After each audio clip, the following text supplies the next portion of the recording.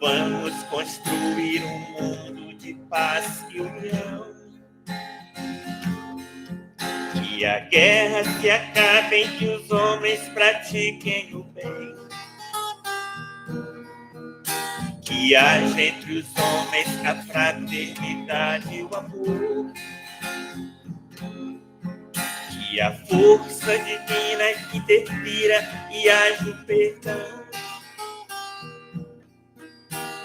Vamos todos dar as mãos numa corrente de luz, ligar o nosso pensamento, buscando o Mestre Jesus. Vamos todos dar as mãos numa corrente de fé, de paz, esperança e amor, esteja aonde estiver.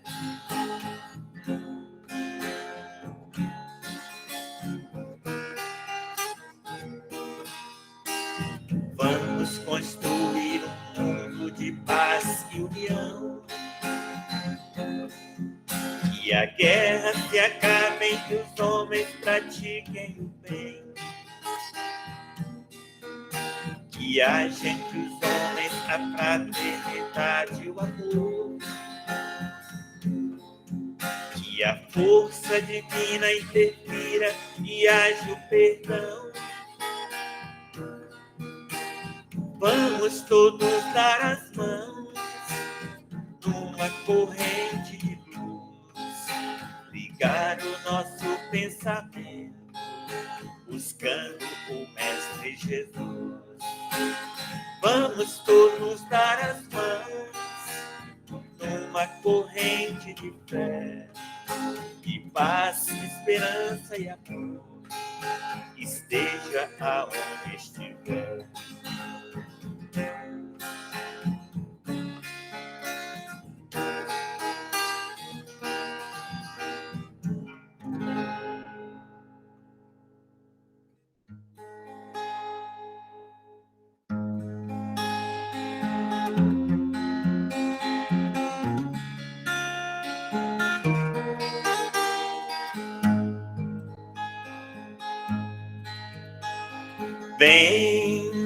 Vem caminhar comigo pelos campos. Vem banhar nas águas desse mar profundo. Vem ver as belezas que o céu nos mandou. Vem sentir a paz do nosso Criador. Vem comigo, é o amor que nos convida agora. Pra que chorar, mande a tristeza embora. Abra um sorriso e vem comigo. Vem comigo, é o amor que nos convida agora. Pra que chorar, mande a tristeza embora. Abra um sorriso e vem comigo.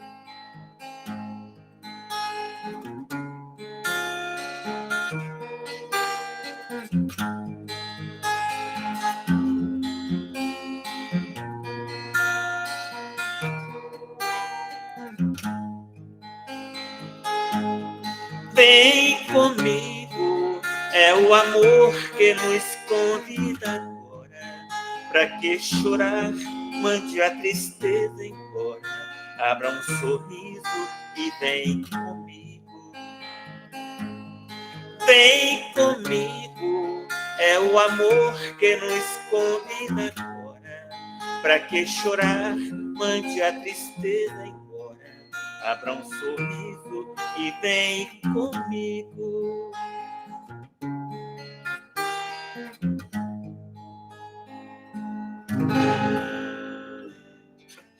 Vai, Camila!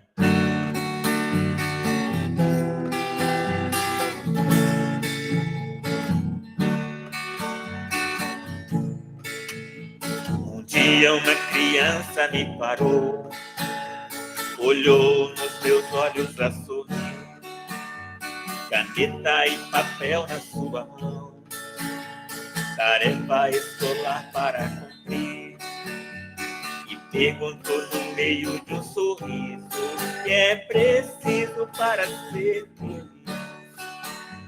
Amar como Jesus amou, sonhar como Jesus sonhou, pensar como Jesus pensou, viver como Jesus viveu, sentir o que Jesus sentia, sorrir como Jesus sorria. E ao chegar ao fim do dia, eu sei que dormiria muito mais feliz. Sentir o que Jesus sentia, sorrir como Jesus sorria. E ao chegar ao fim do dia, eu sei que dormiria muito mais feliz. Ouvindo o que eu falei, ela me olhou e disse que era lindo o que eu falei. Pediu que eu repetisse, por favor, que não falasse tudo de uma vez. E ela deu-me um beijo demorado e ao meu lado foi dizendo assim: amar como Jesus amou, sonhar como Jesus sonhou, pensar como Jesus pensou, viver como Jesus viveu, sentir o que Jesus sentia, sorrir como Jesus sorria. E ao chegar ao fim do dia, eu sei que dormiria muito mais feliz. Sentir o que Jesus sentia, sorrir como Jesus sorria. E ao chegar ao fim do dia, eu sei que dormiria muito mais feliz. Depois que eu terminei de repetir, seus olhos não saíam do papel. Toquei no seu rostinho e a sorrir. Pediu que ao transmitir fosse fiel. E ela deu um beijo demorado e ao meu lado foi dizendo assim: amar como Jesus amou, sonhar como Jesus sonhou, pensar como Jesus pensou, viver como Jesus viveu, sentir o que Jesus sentia, sorrir como Jesus sorria. E ao chegar ao fim do dia, eu sei que dormiria muito mais feliz. Sentir o que Jesus sentia, sorrir como Jesus sorria. E ao chegar ao fim do dia, eu sei que dormiria muito mais feliz. Feliz.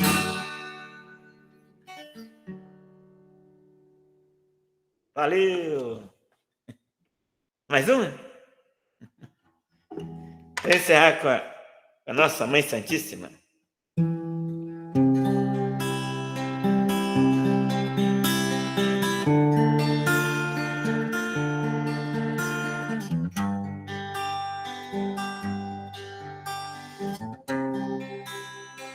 Oh, Virgem Maria,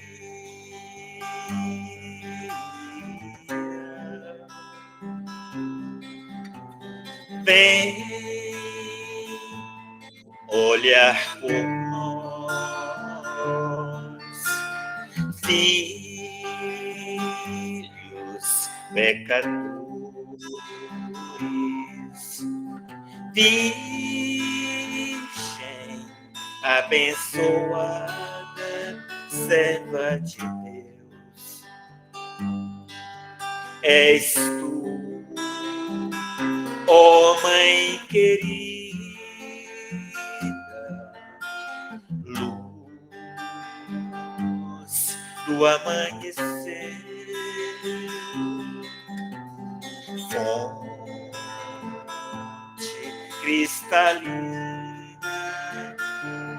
força que nos faz viver. Virgem Maria, Virgem Maria, Maria, nós te agradecemos,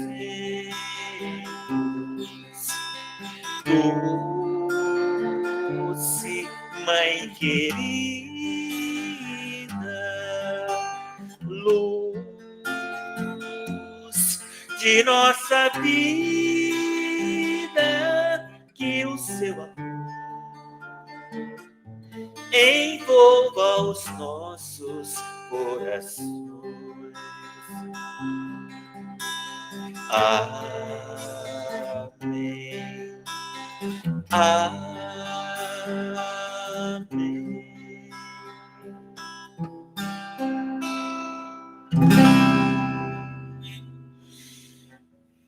Gratidão, muita paz, bom trabalho para vocês. Nossa gratidão, Toninho. Deus abençoe. Assim seja. Bacana demais. E é o que a Nelita falou. Não pode faltar.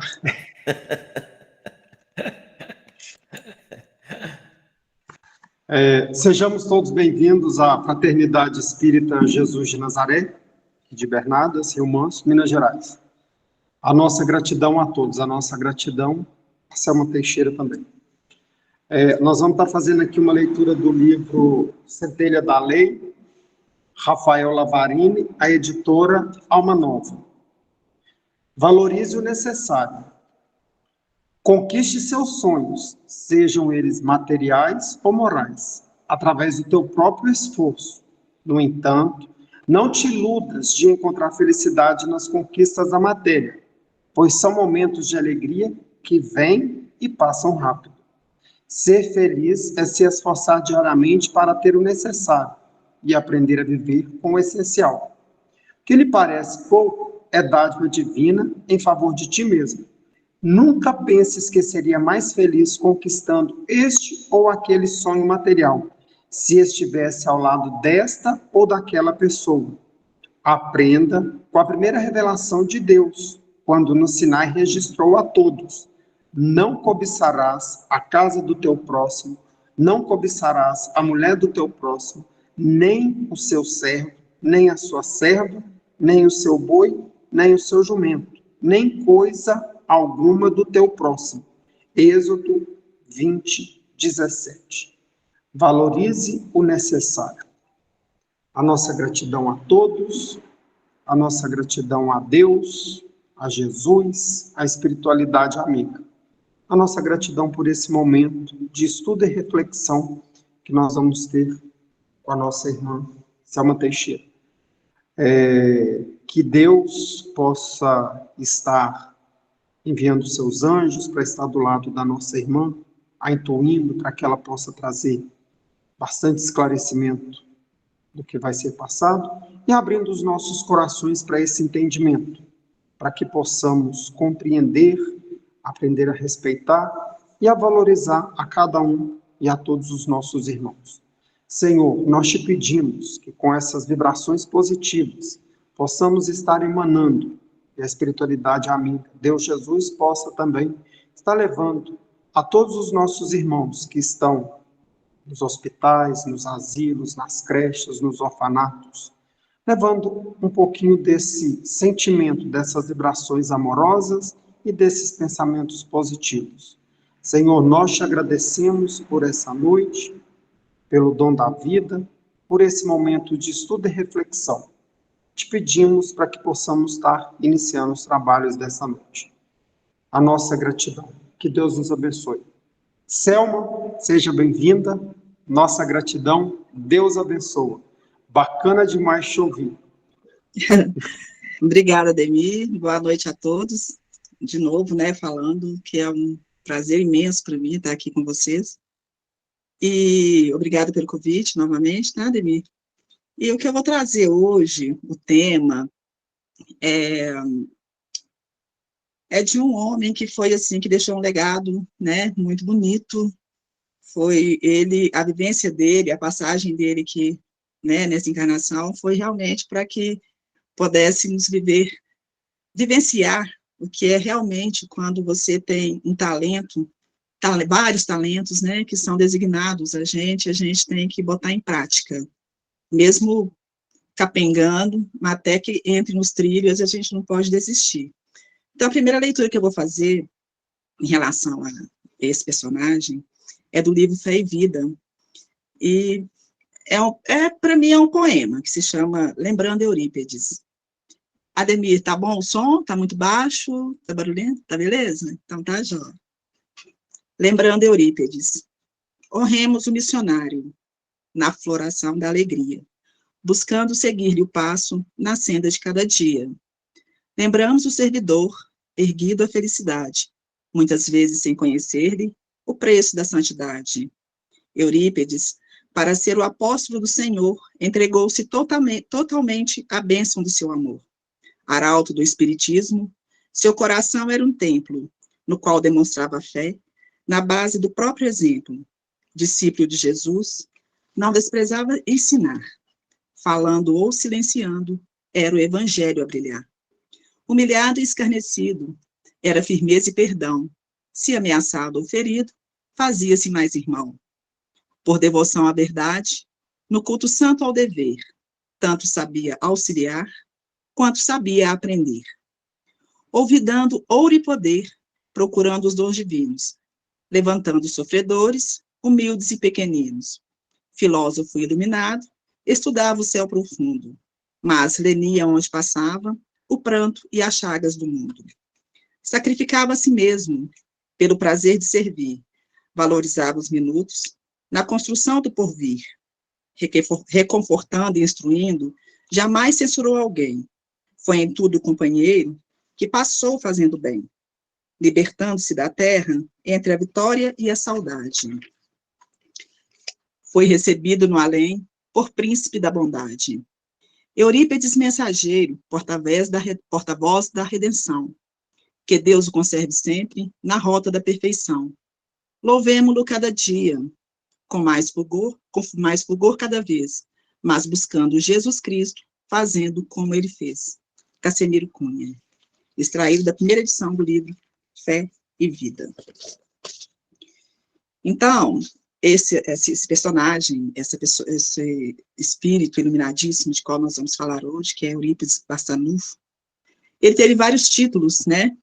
Ele teve nessa última encarnação, que ele passou por várias encarnações, e nessa última encarnação que ele teve nesse corpo, né, nomeado Eurípides, ele teve vários títulos, como o Apóstolo da Caridade, Apóstolo do Triângulo, Apóstolo da Mediunidade. Por ser um homem muito voltado a toda a bondade, ele era multifacetado, né? Era dado as muitas tarefas e sempre a serviço do Cristo.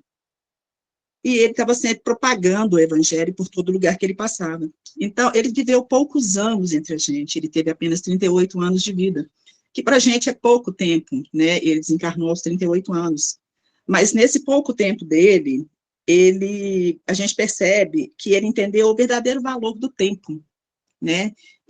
Para ele, ele não só aprendeu, como ele aplicou nesse curto espaço de tempo a sua vivência de conhecimento e sabedoria, passando isso para todas as pessoas. Então, ele não guardava para ele aquilo que ele sabia, por ser totalmente autodidata, né? Ele pregou tudo aquilo que ele assimilou desde pequeno. Desde criança, Eurípides era um missionário. Desde pequenininho, ele era um missionário, mesmo antes de conhecer o Espiritismo, né? Então, eu li e achei muito interessante, falando que ele recebeu e praticou muito bem a parábola dos talentos, que no decorrer aqui do estudo vocês vão perceber quantos talentos lhe foi dado, tantos talentos lhe foi concedido, e ele multiplicou, passou para frente, multiplicou aqueles talentos, e com esses talentos aplicados, né, ele só abrilhantava mais aquele espírito já iluminado que ele tinha. Então, eu vou começar a falar, assim, das encarnações anteriores que ele teve, mas eu vou falar bem superficialmente, gente, porque eu não sou expert nesse assunto, não. Tá ok? Olha, a primeira, para mim aqui, né, na sequência que eu coloquei, Marcos e Essênios. Então, quem foi Marcos, né, nessas questões aí? Eu vou ler isso mesmo, tá? Ele disciplinou o espírito junto a um povoado. Ele havia espíritos sábios, corajosos, que viviam uma verdadeira saga para encontrar o Cristo e poder ter a honra de servir e colaborar humildemente na sua obra.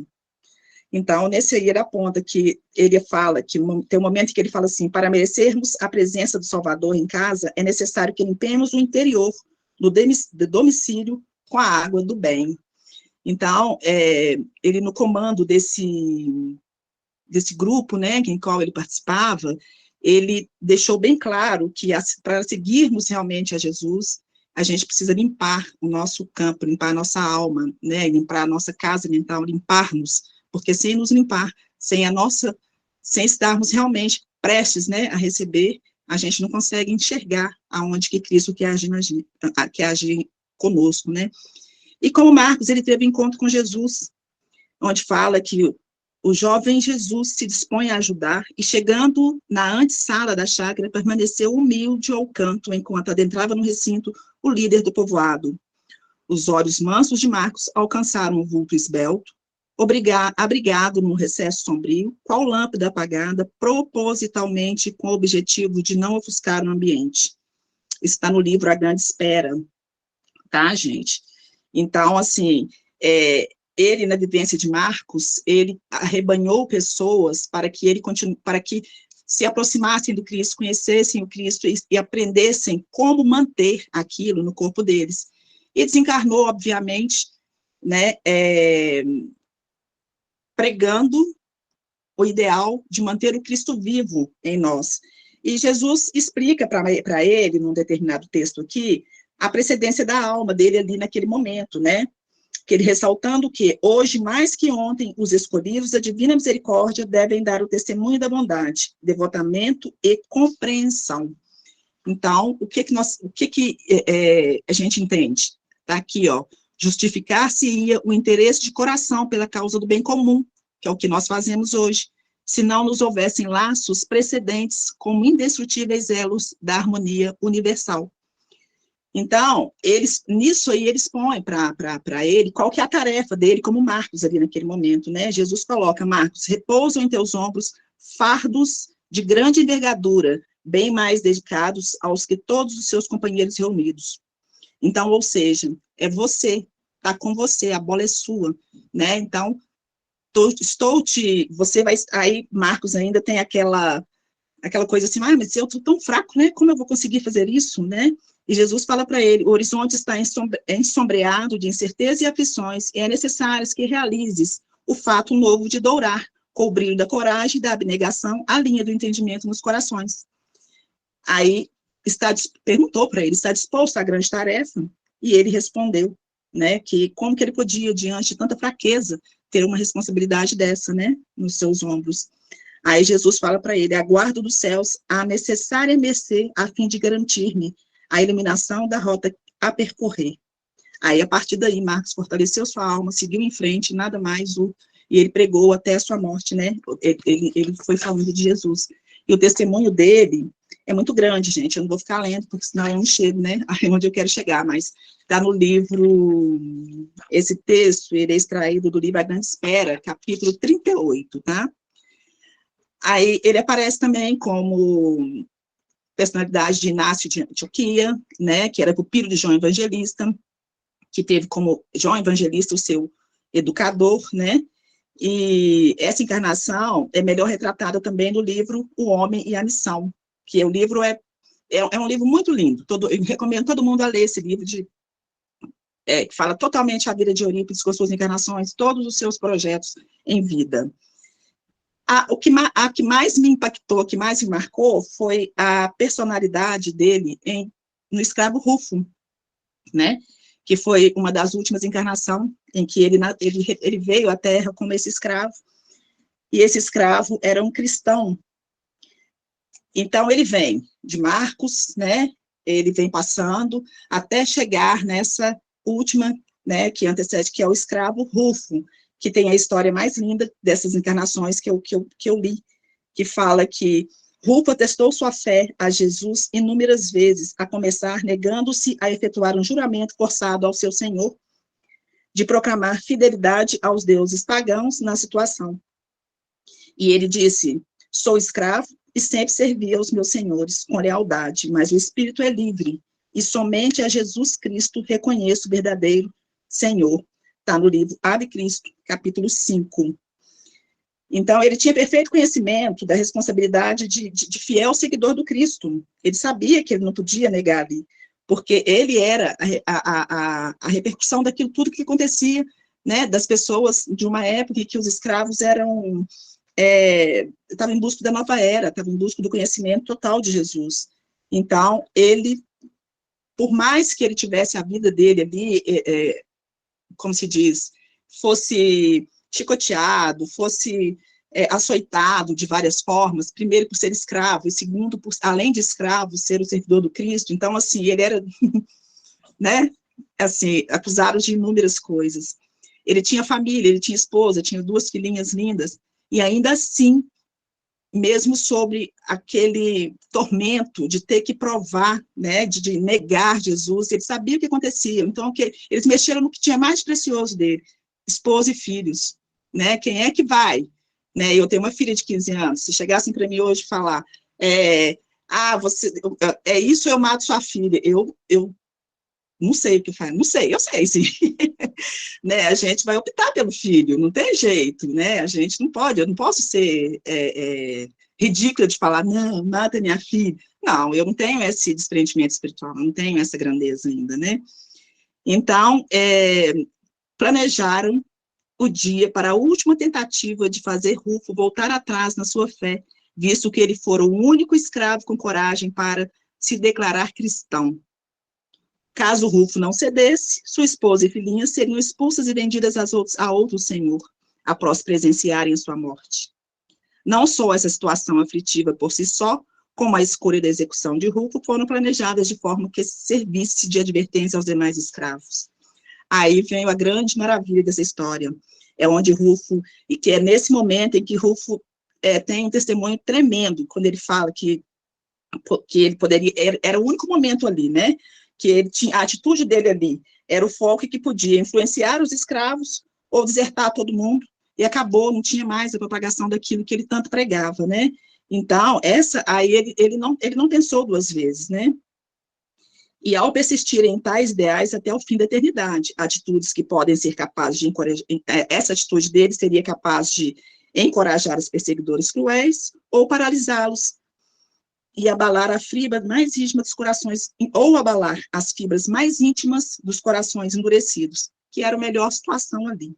Os algozes provocaram Rufo insistentemente a renegar Jesus, no momento decisivo, ao admiti-lo como impostor. Porém, mesmo diante das chorosas filhinhas e esposa, cujo destino apresentava incerto, ele se manteve firme na fé, esclarecendo com vigorosa força espiritual e coragem suprema. Jesus não é mistificador, e sim um mestre imperecível. Não tema a morte, que para vós é enigma e mistério, e para mim é libertação e vida. Aí, quando ele falou isso, assim, ele já estava, aquela aflição dele já estava saindo um pouco, né? E ele estava ali, ele já sabia o que ia acontecer, ele já sabia que seriam vendidos, né, uma ninharia, os filhos, a esposa, e o pavor dela não saber para quem, o que seria, né, dessas criaturas por um ideal dele, mas ele sacrificou e foi, né. Então, o que acontece? Assim, suas bem-amadas foram vendidas diante de seus olhos, a preço ínfimo para um mercador, enquanto ele, Rufo, apanhava e era dirigido ao suplício, que seria arrastado, né, pelas estradas lá, pelas ruas, não sei, amarrado e arrastado, né, por um cavalo. Nesse instante, o comprador, né, o camarada lá que comprou a esposa e as filhas, o comprador da mulher e filhas vai até ele e sussurra nos ouvidos. Eu amei essa parte, né? Tua família encontrará um lar em nossa casa da Actânia. Vai em paz, eu também sou cristão. Então, isso está no livro Ave Cristo, capítulo 6, no caminho redentor. E então, um belo sorriso estampou no semblante do mártir, que se entregou com inalterável calma e alegria para o sacrifício dos que são verdadeiramente fiéis ao Mestre. Então, a história de Rufo, ele é bem contado nesse livro Ave Cristo, né, que é de Francisco Cândido Xavier, todo mundo já sabe. E, assim, aí vem também ele na personagem de intelectuais, né, não sei falar se é Johann Gaspar Lavater, e por aí vai. Ele, assim, vai só ele vai só engrandecendo espiritualmente, né? Primeiro foi, digamos, mentalmente e fisicamente. Aqui, nessa encarnação, ele passou, é um pastor, poeta, filósofo e teólogo, ou seja, vai se aprofundando aí mais ainda essa grandeza espiritual e essa benevolência desse espírito, né? Então, chegamos, então, à parte da encarnação mais recente, né, que foi em 1980, o nascimento de Eurípides Barçanufo, esse homem que eu estava falando para vocês, que multifacetado, um homem voltado totalmente ao bem. Ele nasceu no dia 1º de maio de 1980, na cidade de Sacramento, interior de Minas Gerais, ainda bem. E ele era de família muito simples, os pais muito pobres, né, Dona Meca e senhor Mojico, que eram os pais dele, extremamente católicos na época, né, pessoas crescidas já no lar, então ele já nasceu no lar cristão. E desde pequeno, a inteligência desse homem era notória, dessa criança, né, até então, a inteligência dessa criança era inteiramente notória. Ele era estudioso, curioso, e ele sempre procurou ajudar muito a família. E aos 6 anos de idade, ele já ia com o pai para uma estação, que tinha uma estação de trem, parece, para na cidade, alguma coisa assim, e enquanto o pai trabalhava numa mercearia, ele, para ajudar, né, sabia da necessidade dos pais e gostava muito de ajudar a mãe, o que ele fazia? Ele ia para... Chegava muita gente a cavalo, aquelas coisas todas assim, então tinha que dar comida aos cavalos, tirar a sela, aquela coisa toda que a gente sabe que tem que ser tratado, o animal depois de um longo caminho, né? Ele fazia isso, carregava aquelas malas pesadíssimas a troco de moedas, que assim que ele chegava em casa, ele entregava essas moedas para a mãe dele, com todo carinho, e falava para você, mamãe, né? E a mãe guardava aquilo, mas deixava um pouco com ele. Esse pouco que ficava com ele não comprava bala, chiclete, chocolate, essas coisas não, ele comprava livros. Um menino de 6 anos comprava livros para ler. E essa desenvoltura dele para a leitura, essa desenvoltura dele para essas coisas maravilhosas aí, a curiosidade que ele tinha, fez com que os pais dele fossem chamados na escola, né, para falar que a escola não tinha mais nada para ensinar para aquela pessoa, para aquela criança, né, aquele adolescente, talvez. Então, que seria necessário que os pais o levassem para uma outra cidade, para que ele aprendesse novas coisas.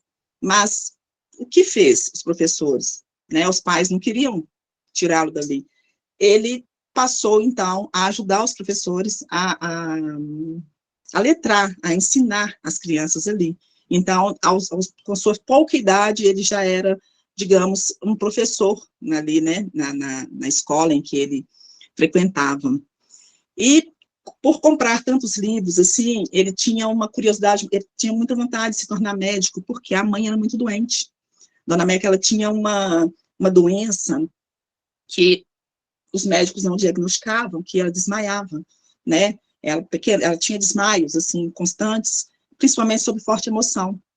Os padres, na época, chegaram a pedir para ela não ir mais à missa, porque ela passava mal, ela entrava na igreja, ela passava mal, e ninguém entendia aquilo. Então, sempre sob forte emoção, ela tinha esses desmaios. E Eurípides queria muito curar a mãe, então ele pensou em se tornar médico. Mas, para ele se tornar médico, ele conseguiu uma bolsa lá no Rio de Janeiro. E ficou todo mundo feliz, os pais, aquela coisa toda, meu filho vai ser médico, aquela coisa que ele era o orgulho, obviamente, né, dos pais e tal. de 15 filhos, ele era o terceiro, então, assim, ele era a estrela da família. E a mãe, quando soube, né, que ele teria que ir embora, sair do interior e ir para o Rio de Janeiro, a mãe, obviamente, desmaiou, passou mal e tal. E, diante disso, ele desistiu. Falou, não vou abandonar minha mãe, vou continuar aqui com eles e tal, aqui no interior mesmo, e foi ficando. E, nesse interim, ele adquiriu uns livros de homeopatia, voltou para esses livros da homeopatia, e com 17 anos ele já tinha fundado uma farmácia, né, de homeopatia, e essa farmácia ele fazia os medicamentos e eram doados para os pobres, né, para as pessoas em que ele sempre tratou com muito carinho, extremamente educado, e, assim, tratava todos, né, por senhor e senhora, e uma pessoa extremamente benquista na cidade em que ele vivia, e extremamente católico. Então, por ser extremamente católico, ele frequentava missas, ele era, se não me engano, coroinha, acho que é coroinha mesmo que fala, ele era coroinha, e por ser muito curioso, ele estava sempre ali presente, principalmente nos sermões, ele prestava muita atenção ao que os padres falavam. E tinha um padre, que agora eu esqueci o nome, está anotado aqui em um canto, não sei onde, que se tornou muito amigo dele, e entregou para ele, e deu de presente para ele, um livro proibido, né, da época, que era a Bíblia, que a Bíblia só os padres naquela época poderiam ter, só as pessoas ligadas ao clero ali, que poderia ter acesso às palavras, aos textos bíblicos, né, e Eurípides nunca entendeu muito bem a parte das bem-aventuranças, que era do Evangelho, né, porque, como assim bem-aventurados os aflitos, que choram, os que sofrem, né, como assim é bem-aventurado? Meu Deus, como uma pessoa ali, naquela situação, pode ser bem-aventurado? E aquilo, assim, não entrava na cabeça dele. E ele pediu ao padre, quando ele leu na Bíblia, não entendeu, pediu ao padre que explicasse para ele. E o padre falou para ele, há mistérios que nós não precisamos saber, ou seja, fica para lá com a sua dúvida, né? Então, e isso ficou na mente dele, assim, durante muito tempo. E nesse desenrolar da situação toda aí, eu vou ler aqui um breve resumo de tudo que ele fez, né? Além de educador, né, também vai desempenhar um médium maravilhoso. Ele fundou, aos 17 anos, junto com uns amigos, ele fundou a primeira escola, né? Ele fundou o Liceu Sacramentano, lá em Sacramento, é uma escola que era muito bem redigida, porque ele, naquela encarnação que eu falei para vocês, a última, né, que era filósofo, aquela coisa toda, ele tinha um conhecimento muito grande, ele tinha conhecimentos literários, de direito, de toda a concepção, era um homem muito inteligente, então, assim, tudo foi caminhando muito fácil para ele, tudo para um bem comum, que era o bem de uma população, que era o bem de uma região, não era para benefício próprio. Então, e ele também, aos 17 anos, ele já tinha tudo isso aí. Aos 22 anos, e por tanto conhecimento ele tinha, por tão letrado ele era, e tão envolvido com as causas, né, do local, e querido a pessoa, eles tinham um interesse político, eles tiveram um interesse político muito grande também em Eurípides. E ele foi um pouco reticente, ele não queria muito participar dessa parte da política, por achar que ali na política tinha muita coisa que não condizia com o que ele pensava, né? Que a política tinha muita desarmonia, que a política tinha muita guerra de egos, né? Então, que isso influenciaria negativamente no propósito que ele nem sabia qual era, mas alguma coisa dizia ele para não. Mas o pai, né, o pai gostava muito de política, foi envolvendo ele naquilo ali, mostrou para ele que a política podia ser, sim, um caminho muito bom para ajudar as pessoas também, se ela fosse usada como uma ferramenta do bem, né? Então, acabou convencendo realmente Eurípides a ingressar, né, como vereador, e ele foi vereador por de 22 até os 25 anos, ele foi vereador nessa cidade, e ele levou um benefício muito grande para a população. Então, ele fez tudo em prol, e usina hidrelétrica, pontes, e tudo que ele podia arrecadar de bom para aquele lugar. Como vereador, ele fez. E o propósito foi de 3 anos. Então, como ele teve uma repercussão muito grande nisso aí, eles quiseram ampliar, mas ele disse, não, o meu compromisso foi por 3 anos, e eu vou ficar nesse compromisso por 3 anos. Ele era uma pessoa muito direita. Então, assim, ele não quis tirar o que é do próximo, né? Para que ficar reelegendo, se o caminho dele é só aquele ali. Então, ele parou ali. E a partir daí que começam o encontro. Foi aí, né, que nos livros falam o encontro dele com a espiritualidade, aos 25 anos de idade. Eurípides, ele tinha, no interior de Sacramento, um tio que era muito querido, que era o tio Mariano. O tio Mariano era a pessoa, assim, a família era praticamente toda espírita, né, e já tinha fatos espíritas acontecendo lá nessa fazenda, que Eurípides, por ser católico e totalmente contra esses feitos, não dava muita importância, mas que, logicamente, não é coincidência, o tio, né, foi fazer uma visita, e ele resolveu pedir à mãe para colocar a cama dele no quarto do tio, para que eles dormissem, porque ali naquele momento ele ia questionar o tio sobre várias coisas do espiritismo, para que, tipo assim, o espiritismo não é uma religião boa. O que o senhor está fazendo lá? Venha para o catolicismo. E o tio foi, a mãe colocou a cama no quarto do tio, aquela coisa, né, toda e tal, e eles começaram a conversar, e ele perguntou para o tio, como você, uma pessoa que é tão materialista, se torna espírita, que são pessoas completamente desprendidas de bens materiais, de coisas ligadas à material, né, coisas palpáveis, como você pode, né, e foi falando coisas para ele, para tentar dissuadi-lo. Porém, o tio já estava ali intuído, fez um desafio por saber da questão cultural do Eurípides. O tio fala para ele que ele não tinha argumentos de cultura suficiente para convencê-lo de que o espiritismo é uma linha excelente para se seguir. Ele não tinha argumentos para poder falar para Eurípides a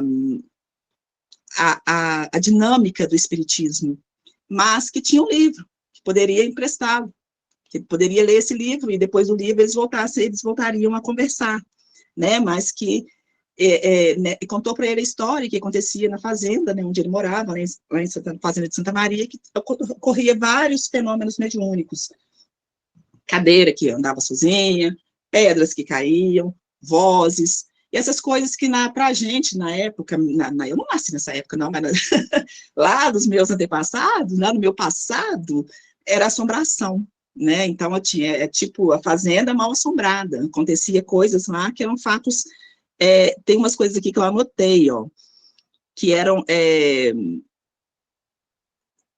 efeitos, né? Que tinha lá vários médiums, olha esse aqui. Fundou-se um centro espírita chamado Fé e Amor, nesse local. Como médium, Joaquim Gonçalves de São Roque, médium de efeitos físicos, responsável pelas principais sessões, como a mesa girante, ou seja, um dos efeitos. José Ferreira da Cunha, médium vidente, João Cândido, médium passista e receitista. Luiz Ferreira da Cunha e João Pereira de Almeida, médiuns curadores. Mariano da Cunha Júnior, médium receitista, mecânico de efeitos físicos. Jason Ferreira da Cunha e Aristides de Oliveira, 2 caboclos analfabetos que trabalhavam na fazenda, dotados de várias mediunidades. Participavam também dessas sessões a madrinha de Eurípides e a senhora emereciana, a bondosa Dona Sana. Todos os participantes tinham parentesco entre si. Então, o tio falou tudo isso aí para Eurípides, contou toda essa história para ele, e como se não bastasse, entregou para ele o livro, né, o fatídico livro, depois da morte de Leon Denis, e Eurípides pegou aquele livro, levou para o quarto e foi ler. De cara, a dedicatória já chamou bastante a atenção dele, e ele ficou, assim, impressionado com aquilo, né, que a dedicatória, eu vou ler aqui rapidinho também, tá?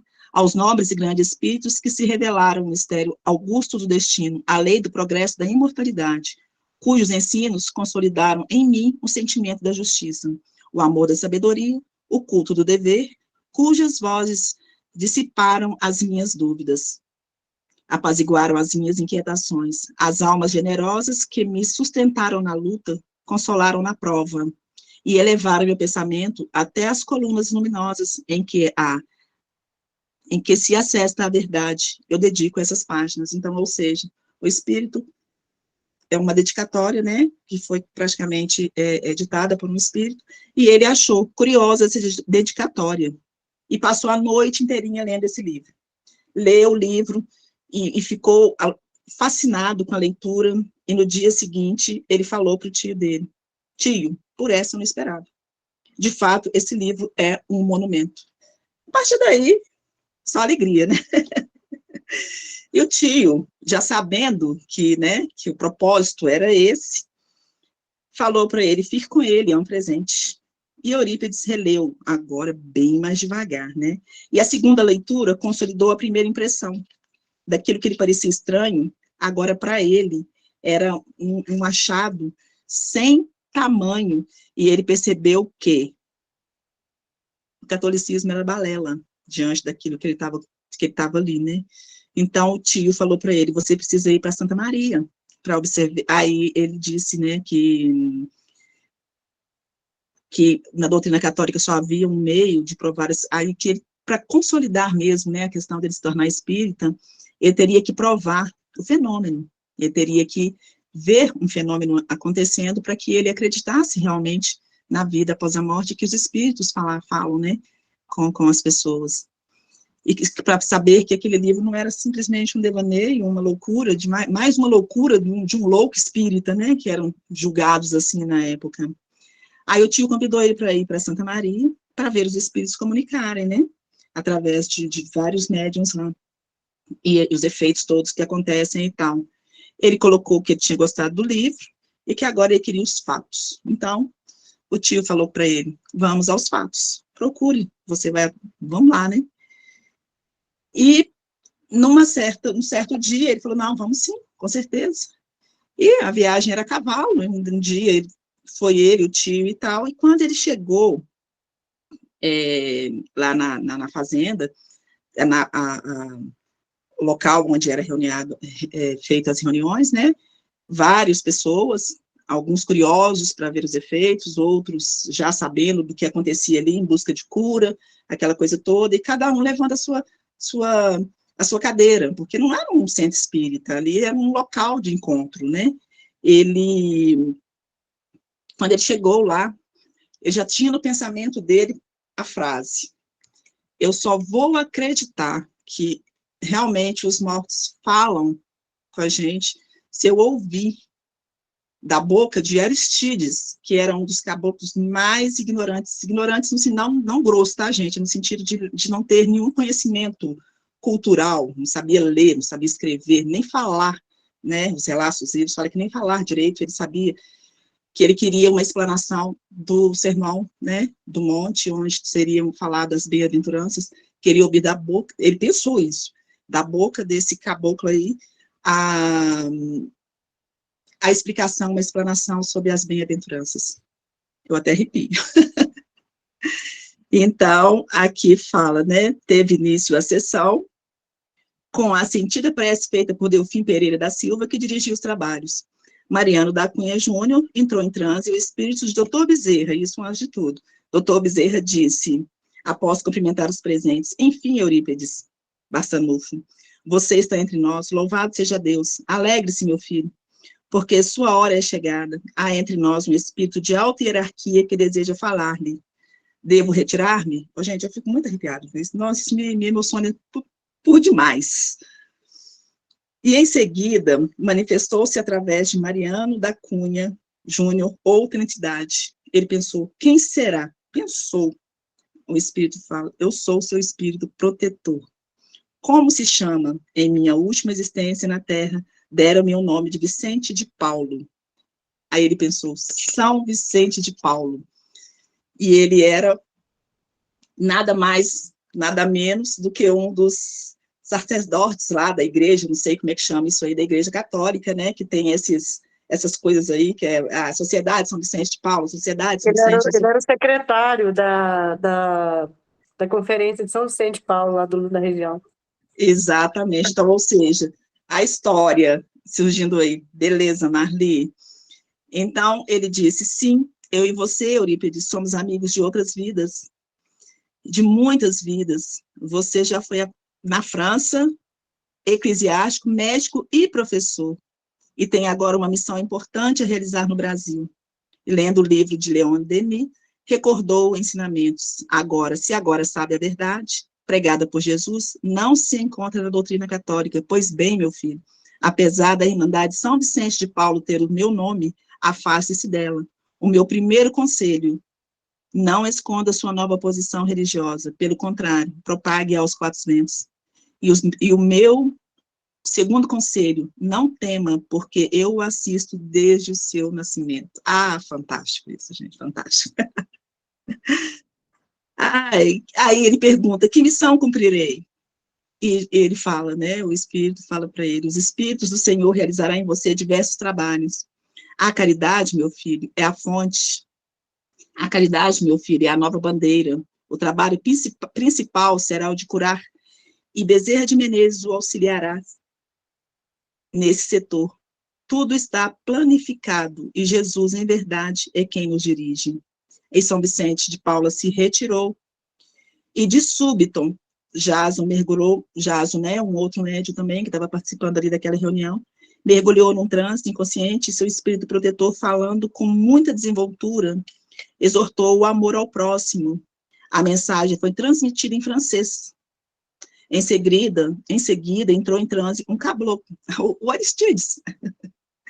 O Aristides, que ele tinha pensado mentalmente, e foi feita uma explanação com grande beleza sobre o Sermão da Montanha, exatamente o trecho do Evangelho que Eurípides Barçanufo, até então, não havia aprendido o significado mais profundo, que é o da bem-aventuranças. Não esperava Eurípides Barçanufo defrontar-se com tantas maravilhas espirituais. Então, porém, eles estavam reservados a outras, né? Aí ele viu as mesas, né, de 3 pés girarem, mensagens, outras mensagens através de, até filantrópicas, né, de pessoas que não têm conhecimento nenhum de nada, falando com tanta beleza, com tanta desenvoltura a respeito de vários assuntos ali. Então, as provas de comunicação dos espíritos multiplicavam-se naquela noite de forma, assim, bem generosa, né? Então, ele viu, ele percebia que os espíritos comunicavam de todas as formas, ele ouvia vozes, ele via mesa, ele via efeitos, ele via, assim, foi uma maravilha que aconteceu com ele naquele momento, um carnaval de emoções. Então, ele não pôde mais, ouviu vozes que pareciam vir ora do teto, ora das paredes, às vezes bem próxima de seus ouvidos, e as provas de comunicação dos espíritos multiplicavam-se naquela noite. Então, assim, ele não tinha mais por onde duvidar daquilo. Então, o que acontece? E naquele momento, ele fez uma prece, e nessa prece, ele entrou em transe, né? E ele não sabia o que estava acontecendo com ele, porque ele sentia que o espírito dele estava desprendendo do corpo. Ele queria avisar para o tio, mas não conseguia, ficava todo mole, ele não conseguia falar aquilo. Mas ele não pôde, então ele sentia-se flácido, tonto. Era-lhe impossível articular palavras. Então ele apoiou pálido a cabeça sobre a mesa e, por fim, entregou-se ao pensamento, ainda esforçando-se para concentrar em Jesus, e seu espírito deixou o ambiente durante alguns minutos, enquanto Delfim Pereira da Silva dava passes em seu corpo inerte. O que viu no mundo espiritual, por sua questão de humildade, Eurípides Barçanufo nunca contou a ninguém. Então, o que aconteceu com Eurípides naquele momento? Se eu não achar um escrito aqui, gente, eu vou colocar do meu jeito, tá? Para que fique, para não perdermos nosso tempo. Ele teve um encontro com Jesus naquele momento, né? Então, no livro A Vida Escreve, a mensagem que esse encontro ocorreu enquanto Eurípides estava em desdobramento, fora do corpo físico. Seu espírito começou a voltar, arrastando-se por uma vontade cheia de amor, viajando guiado por braços inatingíveis, chegou em Campina Verdejante. e num deslumbramento de júbilo reconheceu-se na presença do Cristo. Ofuscado pela grandeza do momento, começou a chorar. Viu, porém, que Jesus também chorava. Questionando-lhe o motivo, Cristo não respondeu. Desse modo, para certificar-se que era ouvido, perguntou: chora pelo descrenço do mundo? Respondeu-lhe o olhar. Correspondendo ao olhar, Cristo responde com voz muito doce: não, meu filho, não sofro pelos descrentes, aos quais devemos amor. Choro por todos que conhecem o Evangelho, mas não o praticam. Então, assim, esse foi o encontro dele, o momento em que ele teve esse encontro com Jesus. Então, dali, o que aconteceu, não há relatos. Com certeza, coisas tremendamente maravilhosas, né? Então, assim que terminou a sessão, ele pediu perdão para o tio, né? O tio falou: não, você não me deve perdão, você não tem necessidade. Ele falou: não, eu devo perdão sim, porque ele falou, né? Eu te ironizei tantas vezes quando se converteu ao espiritismo. Então, ele pediu perdão e o tio falou para ele: você nunca me magoou, então não há o que eu perdoar, né? E nesse momento ele pediu, foi a primeira cura, né, realizada, quando ele teve esse encontro, a primeira cura que ele como médium, né, que ele fez, que ele perguntou para o tio: aonde mora o Carlos? O tio falou para ele, com certeza ele conhecia também essa pessoa, porque são parentes da região, e ele sempre visitava esse local. Eurípides Barçanufo pediu a Mariana da Cunha para levá-lo à casa de Carlos. Aí o tio perguntou: por que você quer ver o Carlos, né? Ir à casa dele tão tarde? Teremos que caminhar pelo mato uns 2 quilômetros. Ele falou: preciso ir, tenho que ir, porque depois de tudo que eu vi na sessão, não dormirei sossegado se não for. Acompanhe-me, tio. E o tio foi, né? A luz de querosene, aquela coisa toda no meio da noite, na mata, foram-se os dois, porque Carlos morava numa casa muito pobre, lá no meio do mato mesmo. Era um pobre coitado, ele, né? Então, quando eles bateram na porta, essa pessoa, Carlos, foi atendê-lo, todo assustado, né, segurando uma velha, porque ele estava muito doente. Aí fala que Eurípides Barçanufo, então, teve um gesto surpreendente, abraçou-o e disse-lhe palavras de conforto. Recordou-lhe passagens do Evangelho, beijou-lhe a face e as mãos. Ele tinha hanseníase, ele vivia afastado das pessoas que tinham nojo, medo, né, porque era uma doença extremamente contagiosa. Então, assim, Eurípides beijou a face e tomou o caminho de volta. E o tio ficou surpreso, né, com aquela atitude, falou: nossa, né, como assim? Aí ele falou: bem, agora estou satisfeito, tio, porque ele tinha fome, ele ia morrer daquela forma. Então, essa era uma das mediunidades que, né, que Eurípides desenvolveu. Ele conseguia saber de onde estava o doente antes mesmo que procurassem por ele. Então, naquele momento em que ele entrou naquele transe, aquela coisa toda que aconteceu ali, ele teve essa intuição que precisava ver essa pessoa, e essa pessoa realmente estava à beira da morte. Então, como disse São Vicente de Paulo, o tio falou para ele: como disse São Vicente de Paulo, você deve ser um missionário. Teve coragem de beijar um leproso, o tio falou. Né? Então, a partir daí, ele falou assim: muitas vezes pensei em vir em Santa Maria para visitar o Carlos, mas eu temia algumas chagas no rosto e nas mãos, mas agora está tudo bem, eu não temo mais. Então, assim, ele já foi tomado por aquela beleza, né, por aquela beleza espiritual que o levou a toda essa coisa linda que era, né? E a partir daí, ele já começou a ter uma mudança muito grande. Ele regressou com uma alma renovada, né, para Sacramento, e deixou bem claro que a luz da doutrina espírita já estava muito enraizada nele, e que o que ele tinha a fazer era dedicar-se, né, ao exercício mediúnico a todas aquelas pessoas que necessitassem dos trabalhos dele. Em favor do próximo, ele trabalhou de maneira muito grande.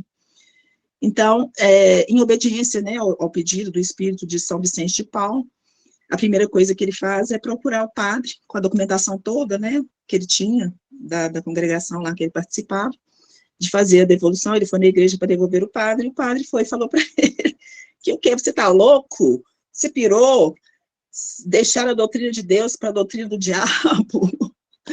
Né? Então, assim, um homem de cultura meter-se com Satanás, você está endemoniado, né? Porque na época eram chamados de endemoniadas, as pessoas que tinham essas coisas, né? Os espíritas eram loucos, endemoniados, macumbeiros, e por aí vai, né? Então, a partir daí, ele deixou o catolicismo, mas falou com o padre que ele estava saindo do catolicismo, mas que o padre seria ainda um grande amigo dele. E a partir daí, assim que ele saiu dali, né, a cidade inteira já sabia que ele já tinha virado um endemoniado, porque, né, a fofoca correu ali no interior, aquela coisa toda, no instante a coisa já estava assim, daquela forma, né. Aí ele foi contar para os pais que ele tinha se tornado um espírita. A primeira pessoa com quem ele vai falar isso é com a mãe. E aí ele foi explicar para a mãe, antes de falar com a mãe, ele fez uma explanação também do evangelho, uma coisa linda, né, pregou o evangelho para a mãe, aquela coisa toda, né, e colocou para ela que a ligação toda que o espiritismo tinha com o cristianismo, que não tinha nada de demônio, não tinha nada de coisa ilícita ali no espiritismo. E quando ele falou que ele, quando, porém, Eurípides Barçanufo disse que se tornar espírita, como outros parentes seus, o que aconteceu com a mãe? Ficou pálida, não, quis falar e não pôde, e caiu desmaiada.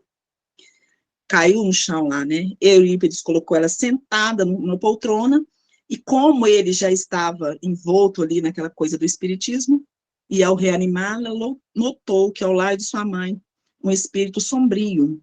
Os ataques nervosos de Dona Meca estavam agora explicados. Ela era médium e não sabia. Então, e a conversão dela não foi muito difícil, né? Ele, através disso aí, a partir desse dia, ela já não, o próprio tio, lá na casa deles, for fazer a sessão de desobsessão, né, em favor dela, que era realizada lá na casa dele mesmo. Então,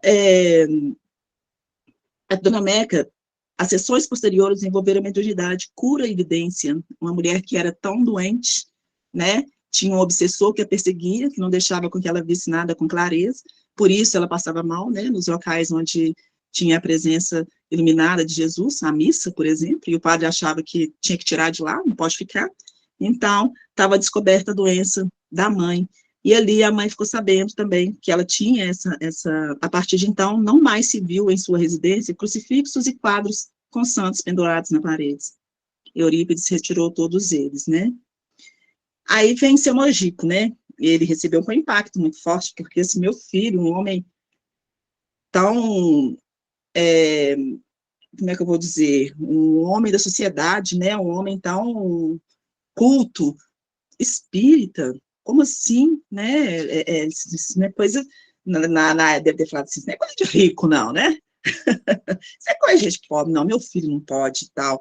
Então, Eurípides respondeu para ele que o pai não é nem pela doutrina, né? Não é nem pelo fato dele falar que ele estava sendo que ele tinha se tornado espírita, não, é porque com medo do filho ser ridicularizado, te chamar de doido, olha lá, era tão inteligente, agora está pregando de doido aí, com essas coisas todas, não dá para entender. Aí ele fala com o filho que ainda dá tempo de voltar atrás, volte a falar com o Padre Maio, o espiritismo é doutrina de loucos, e por aí vai. Mas Eurípides respondeu, o espiritismo pode curar, inclusive os loucos. Nunca o desobedeci, mas em termos de religião não posso ceder, está no Evangelho de Jesus. Todo aquele que não deixar pai e mãe por amor a mim, não é digno de mim, perdoe-me, mas vi a verdade na fazenda Santa Maria e não posso negá-la. E a partir daí, ele se tornou, o pai ainda não entendia, né, mas Eurípides saiu de casa e foi morar nos arredores lá da fazenda do tio, e lá eles fundaram, né, um centro espírita e tal, e ele, assim, as pessoas, ele ficou tão, assim, envolto para pregar, né, ele queria que todos soubessem as verdadeiras, a questão da verdadeira cultura espiritual, que ele pregava, não no local, no centro espírita, ele ia para um local, ao deserto, assim, no início sozinho, levava o evangelho segundo o espiritismo, e ali ele falava, e a voz como se que ecoasse por todos os cantos, E a partir daí, as pessoas iam se chegando, e as igrejas começaram a ficar vazias. Então, o padre, naquela época, assim, que achava que aquilo era muito errado, começou a ver as igrejas vazias, não entendendo o que é aquilo. Então, assim, até então, Eurípides pegava-se sozinho, para ele, né, achando para ele, mas a sua voz ecoava por todos. Então, naquele momento em que ele estava fazendo o evangelho ali, o evangelho era ouvido em toda a cidade, então, em toda a redondeza. Então, as pessoas intuídas por aquilo ali, começou a procurar aquilo, e ali eles viam que eles eram curados, que às vezes eles eram acalentados com as palavras, e abandonaram as igrejas, deixando os padres malucos, né, da vida ali, porque não estavam entendendo o que estava acontecendo, né. Então, os padres juntaram e falaram assim, então tá, você é espírita agora, então não pode mais dar aula para os nossos alunos. E Eurípides era um professor amadíssimo pelos alunos, porque ele tinha uma forma diferente de ministrar as aulas, né? Ele tirava aquela coisa de sala de aula, ele era professor e amigo, né? Então, os alunos amavam ele dava aulas de matemática, ciências, e português, inglês, e mais tudo que tinha, porque era muito inteligente. E os alunos tinham uma adoração profunda por ele. Então, assim, aquilo machucou ele demais, o fato dele ter tirado, de terem tirado dele essa questão de poder doutrinar, né, os alunos, ensinar e doutrinar os alunos. E, apesar de ter tantas perdas, ele ficou triste por isso, ele teve um trauma muito grande, porque ele teve que, por tantas perseguições, ele teve que afastar um pouco, ficar um tempo longe, né, de todo mundo, e aí ele desenvolveu mais outras faculdades mediúnicas, grandes elas, e quando ele retornou, né, para a cidade, o pai, que já tinha se convertido até, né, ao espiritismo também, cedeu a ele um local para que fosse feito uma nova escola, né, que ele, junto com outros amigos, eles fizeram que uma escola onde foi pedido que eles tivessem uma disciplina ligada à lição dos espíritas, né, e isso não foi muito bem aceito, apesar de ter um renome muito grande na cidade, né, os alunos, todos ali aprendiam muita coisa, porque não foi uma escola feita a toque de caixa, foi uma escola feita com todo o aparato espiritual. Vinham, assim, pessoas de outras cidades para poder participar dessas escolas, alunos de outras cidades, onde as escolas eram boas, vinham para Sacramento para poder estudar nessa escola que era tão renomada. E ele não achava aquilo, assim, excelente, porém veio a questão dos padres conseguiram convencer os pais a tirar os filhos dessas escolas por causa do espiritismo. E nesse inteirinho aí, ele teve ele ficou muito triste com isso, mas aí quando ele estava naquela tristeza, né, porque estava assim, a treva estava vencendo aquilo ali, ele fez uma prece, estava no prédio lá, saindo todos os alunos, né, e ele ficando ali só, ele fez uma prece muito grande ali naquele momento, e pediu que, por mais que a escola que estava prestes a possuir, inclusive, uma biblioteca grande, assim, era uma escola maravilhosa, né, ele foi ao Liceu Sacramentano, que continuava com nova diretoria, né, vamos colocar dessa forma, então, era a mesma escola com a nova diretoria, então, ele passou a lecionar essas lições, não teve uma boa repercussão, e por vários motivos, ele começou a meditar ali no seu quarto, né, o que estava acontecendo, né, as campanhas difamatórias a respeito da escola, que eram tão benquistas, o que ele deveria fazer. E a prece foi tão comovente, que ao terminar ele sentiu, então, um desejo muito forte de escrever. Ele pegou um lápis e um papel, não entendendo o que era para acontecer ali, e nesse papel ele colocou que ali a mensagem a mensagem era de Maria, mãe de Jesus, que estimulava, né, a ele a escrever. E quando ele terminou, o Espírito aconselhou a dar o estabelecimento, o nome de Colégio Allan Kardec. O colégio era um compromisso assumido por Eurípides Barçanufo antes de reencarnar, ou seja, estava na hora dele, né, mais uma vez, mostrar aquilo ali. Então, esse colégio deveria se chamar Allan Kardec. E no dia seguinte, o apóstolo mandou esculpir em uma placa de metal o nome do estabelecimento e colocou na entrada, isso aí. E o que eu vou tentar achar aqui, mas eu estou achando meio difícil, o que Maria ditou para ele naquele momento, que ele disse que ele tinha que tirar o nome de Liceu Sacramentano, porque ali ainda tinha resquícios, esse nome ainda trazia resquícios, né, de materialidade, de coisas que não estavam ligadas ao espiritismo. Então, para que fosse para frente essa escola, então o nome tinha que se tornar Allan Kardec, e ele tinha que continuar, assim, ministrando, né, o espiritismo ali. E ele fez isso, ele pregava, e diante disso, ele fez os alunos dele, vários pequenos seguidores do Cristo. Então, todo mundo ali ajudava os pobres. Então, ele colocava os alunos dele para levar fruta para os doentes. Então, ele foi ensinando os alunos o que eles deveriam fazer para que... Só um minutinho, dele tomar uma água aqui, tá?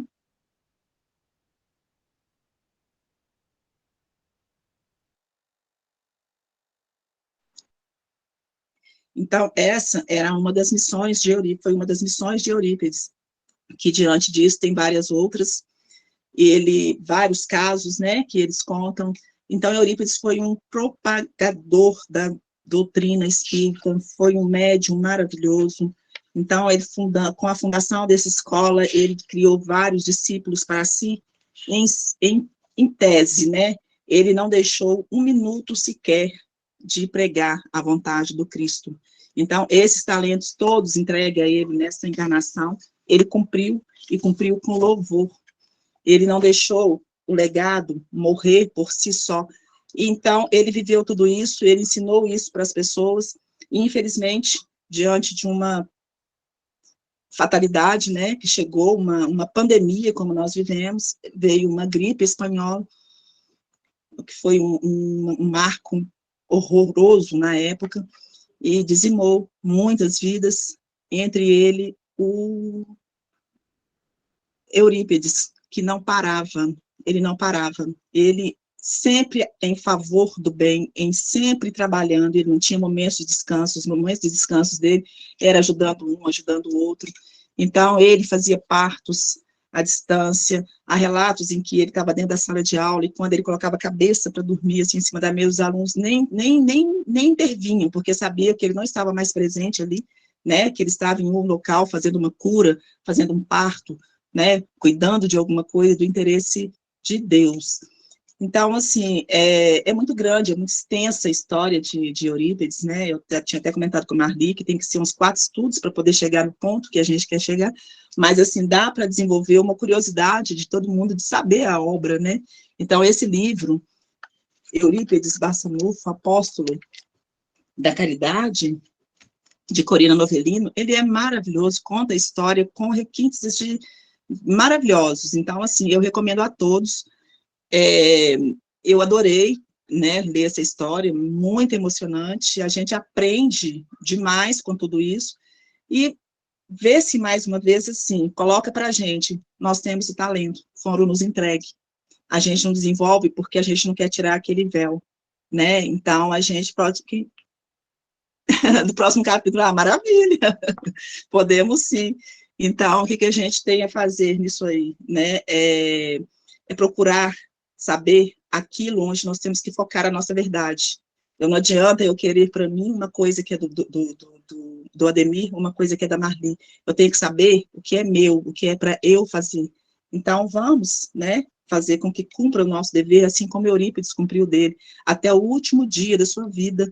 Há relatos em outros livros falando que a mãe quando ele não conseguia mais escrever, ele ditava, quando ele não conseguia mais ditar, ele simplesmente mentalizava, alguém escrevia, e assim ia, né? E ele foi fazendo remédios para todos aqueles doentes, até que findou a vida dele também, com essa pandemia de gripe, que parecia nossa, e que matou-se muita gente na época, inclusive ele, né, e hoje ele está num plano espiritual, muito mais elevadíssimo, né, e lá, assim, estou indo e mostrando que há recursos para nós, basta a gente abrir a nossa mente, basta abrir o coração e aceitar aquilo que o Cristo tem proposto a todos nós, né.